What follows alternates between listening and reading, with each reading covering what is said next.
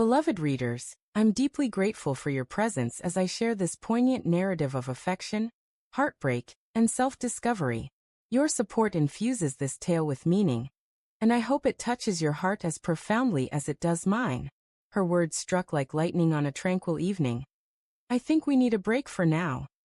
No prelude, no raised voices, no warning, just a declaration that crashed into our shared world. In that moment, I realized the tapestry of our life together, woven with laughter and dreams, meant far less to her than I'd ever believed. She called it a break, but I was determined to show her what truly stepping away looked like. For almost 5 years, I trusted our connection was unshakable. Not perfect, but resilient. We'd embarked on adventures, crafted plans, and dreamed of a shared tomorrow. Or so I thought.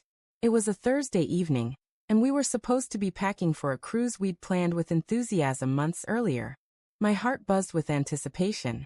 She, however, seemed aloof, withdrawn. Then came her devastating words, delivered with a calm that felt rehearsed. I need some time to myself. I stared, waiting for a sign it was a jest, a misunderstanding. Time to herself? From what? Our days had been filled with peace, not discord. But her eyes revealed the truth. She wasn't wavering or unsure. She was already gone. Why? I managed to ask, my voice barely audible. She offered a small shrug. I need space to figure out what I really want. Those words sliced deeper than any argument could. Space. We'd had freedom, moments to breathe, time to grow. What she sought was not space but an escape. From me, from our life. I didn't beg or argue. I wouldn't let her see my heart shatter. Instead I nodded, stood and said, "All right, take your space." But in my mind, a decision was taking shape. That cruise was non-negotiable, and I wasn't going to let it slip away. If she wanted distance, she could have it, alone at home, because I was going, and I wouldn't be by myself. Enter her closest friend, whom I'll call Sarah.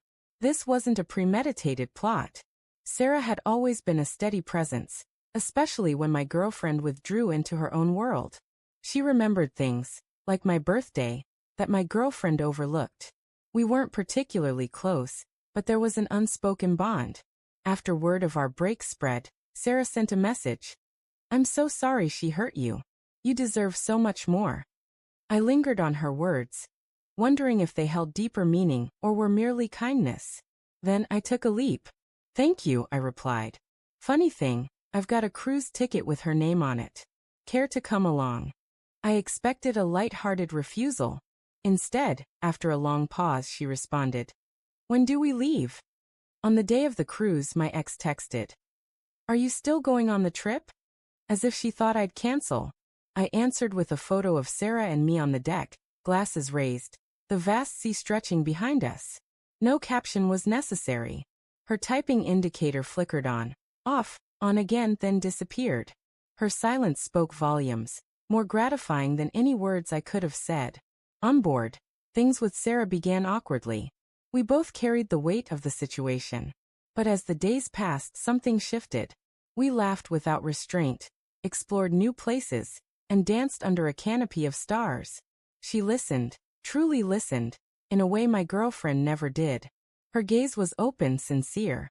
One evening, with the soft lapping of waves against the ship, Sarah looked at me and said, "She never valued you the way she should have." I could have brushed it off, but instead I confessed, I didn't realize how much I was settling for until now. Her smile ignited something within me, and I knew this journey was no longer about proving a point. It was about rediscovering myself, understanding I'd been accepting less than I deserved. When I returned, my ex broke her silence. She showed up at my doorstep, eyes red, voice trembling. "You took Sarah? My best friend? How could you do this to me?" I held her gaze and replied, "You wanted a break. I took one." She stood there, stunned, her assumptions shattered. She'd expected me to wait, suspended in time, while she sorted through her emotions. She never imagined I'd move forward, especially with someone she held so dear. To be clear, Sarah and I didn't sail into a storybook romance. We didn't pledge forever or map out a future. But that cruise changed me. It reminded me that I wasn't invisible, that I deserved to be noticed, appreciated, and loved. My ex was left to grapple with the fallout of her decision. Her friendship with Sarah unraveled. Her certainty crumbled. The woman who thought she could set me aside and return at her convenience learned a hard lesson. I wasn't waiting. She'd said, "Let's take a break," believing she controlled the narrative. But in truth, she'd given me the freedom to walk away. And when I did, I didn't just walk. I sailed, with her best friend by my side, into a future where I knew my own value. Thank you, cherished readers, for staying with this story to its conclusion. Your time and connection make sharing this journey all the more meaningful.